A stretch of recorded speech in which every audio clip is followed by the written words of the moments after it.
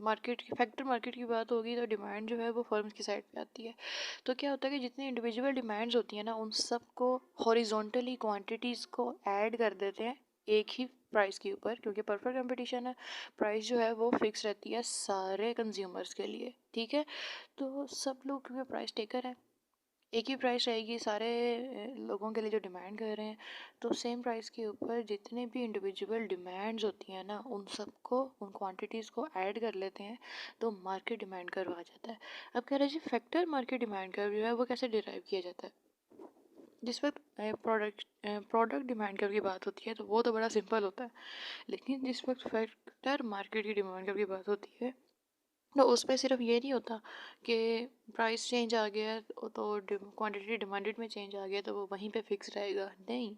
इसमें एक पूरी केमिस्ट्री है, वो पूरा चेंज हो जाता है।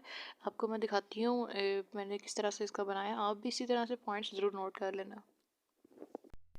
सबसे पहले देखिए कि जिसमें क्वांटिटी प्राइस जो है, ठीक है, जो प्राइस है आउटपुट की वो मार्केट में सेम है, उसमें कोई चेंज नहीं आया। लेकिन चेंज आ रहा है वेजेस और रेंटल प्राइस ऑफ इनपुट्स, यानी कि जो इनपुट फैक्टर मार्केट में अंदर जो फर्म ने इनपुट यूज़ कर रही है, वहाँ से जिनको डिमांड कर रही है फर्म, लेबर और कैपिटल, उनके जो कॉस्ट पे करनी है फर्म ने वेजेस और रेंट की सूरत में, वो कम हो जाते हैं, वेजेस कम हो जाते हैं और रेंटल प्राइस कम हो जाते हैं। ऐसे में क्या होता है कि फ़र्म के लिए जो इनपुट्स हैं ये सस्ते हो जाते हैं।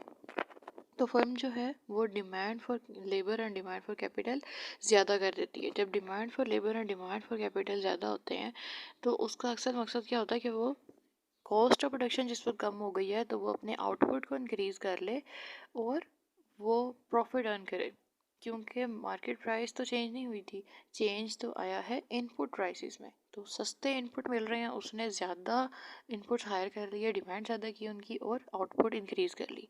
पर हुआ क्या, जिस वक्त एक फ़र्म ने अपनी आउटपुट इंक्रीज़ की और सारी फर्म जो हैं वो अपनी आउटपुट इंक्रीज़ करना शुरू हो गई, तो क्या हुआ कि जो टोटल क्वांटिटी सप्लाइड थी मार्केट में वो ज़्यादा हो गई।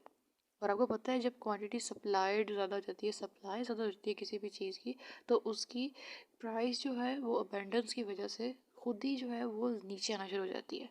तो प्राइस इस वक्त कम होती है तो एक फर्म का रेवेन्यू कम होता है, रेवेन्यू कम हुआ उसका प्रॉफिट कम हुआ। उस तो जिस वक्त प्रॉफिट कम होता है तो फर्म क्या करती है कि वो अपना आउटपुट भी कम करना शुरू कर देती है। और आउटपुट कम करती है तो उसके लिए क्या करते हैं कि जो अपने लेबर डिमांड है उसको कम करते हैं और डिमांड फॉर कैपिटल है वो उसको भी कम कर देते हैं। तो ये एक ओवरऑल इफेक्ट है जो आता है।